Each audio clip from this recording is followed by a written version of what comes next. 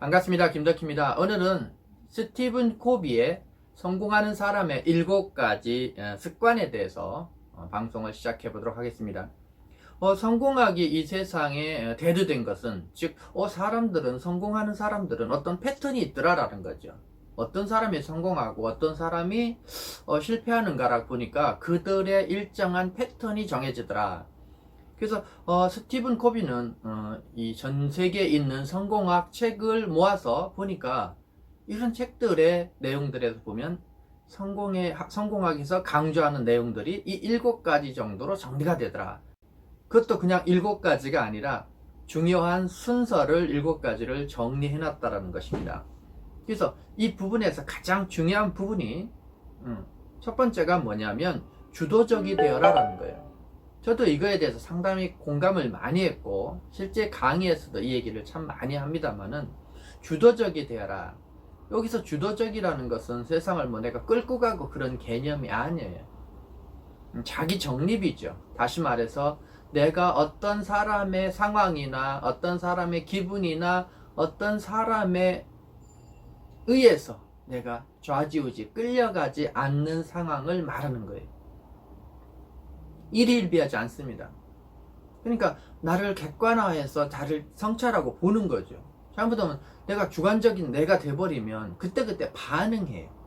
누가 뭐라 그러면 화를 내고 누가 뭐라 그러면 기뻐하고 그러는 거죠. 그러다 보니까 나의 어떤 성찰 기회는 놓쳐버리고 누군가의 감정에 끌려다니는 거예요. 즉 나를 잃어버리는 겁니다. 그래서 성공한 사람은 그런 거에 끌려가지 않고 자기를 객관화해서 냉철하게 볼 수 있는 거죠. 그러니까 자기 길을 계속 갈 수 있는 거예요. 그래서 이 주도적인 삶, 주도적이 되어라의 반대말은 반사적인 거예요. 반사적인 건 뭐예요? 거울 보면 상대가 움직이는 대로 다 움직이잖아요. 네가 화내니까 화내고 상대에 따라서 내가 움직인다고.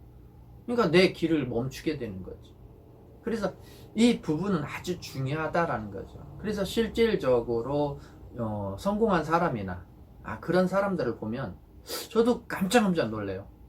참 냉철하다. 저 정도면 나는 화냈을 텐데 라는 생각이 드는데 그 사람은 이렇게 냉철한 걸 보고 저분이 저래서 성공하구나 라는 거죠. 그냥 참는 거하고는 다릅니다. 그래서 제가 늘 강의에서 얘기하지만 참는 건 나쁜 거다. 참음이 없어야 된다. 참는 거라는 것은 내 안에 어떤 것이 일어났는데 멈추고 있는 거기 때문에 그래. 자, 두 번째는 목표를 확립하고 행동에 옮기더라. 그래서 목표를 확립하고 행동에 옮겨라. 목표에 대해서는 전편 다른 방송에서 제가 많이 말을 했기 때문에 짧게 설명하겠습니다. 성공은 네 거로 목표다. 그래서 제가 세븐앱에 성공하는 사람의 7가지 습관 중에서 목표를 1번에 둘 줄 알았는데 2번에 둔 거예요. 1번일 텐데 2번에 돼. 근데 그 앞에 주도적이 되라. 맞다. 저게 훨씬 중요하다라는 것도 저도 공감을 한 내용입니다. 자, 세 번째는 소중한 것부터 먼저 알아.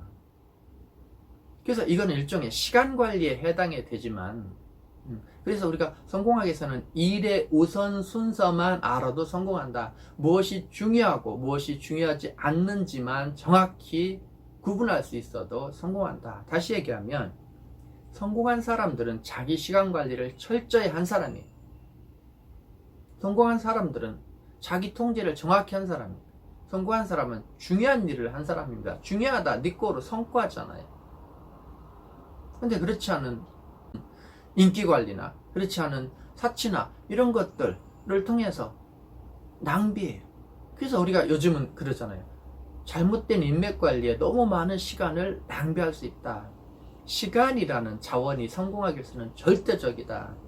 근데 그 절대적인 시간 자원이 중요하기 때문에 소중한 일에 투자해야 된다. 그건 네 거로 뭐야? 자기 가치를 높이는 거죠. 인생은 끊임없이 일을 더하는 것이 아니라 자기 가치를 높여야 되기 때문에 그렇다. 그래서 내가 지금 하는 일이 소중한가? 이게 잘 소중한가? 네 거로 잘 계산이 안 되면 이렇게 던져보는 것도 괜찮아요. 지금 내가 가는 길이 나의 가치를 높이는가? 지금 내가 가는 길이 지금 내가 하는 것이 네 거로 돈이 되는가? 라는 것으로 물어봐도 어떤 상황이 답이 안 나올 때는 여러분 확인하는 계기가 돼요. 그래서 경영자라고 한다라고 하면 성과를 내야 되는 퍼포먼스 역할을 하는 사람이라면 반드시 니꼬로 이것이 성과, 즉 돈과 연결되느냐라는 것을 물어봐야 됩니다.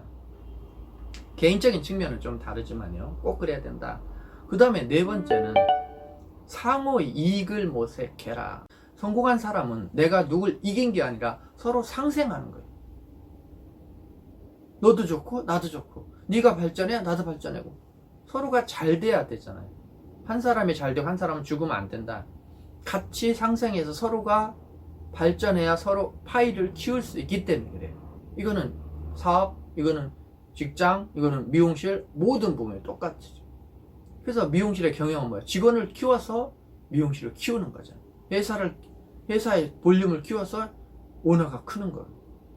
그렇듯이 서로 상생, 상호 이익을 추구하는 것이 성공한 사람들의 특징이고 아주 중요하다라는 거죠. 자, 그 다음에 다섯 번째는 경청한 다음에 이해시켜라.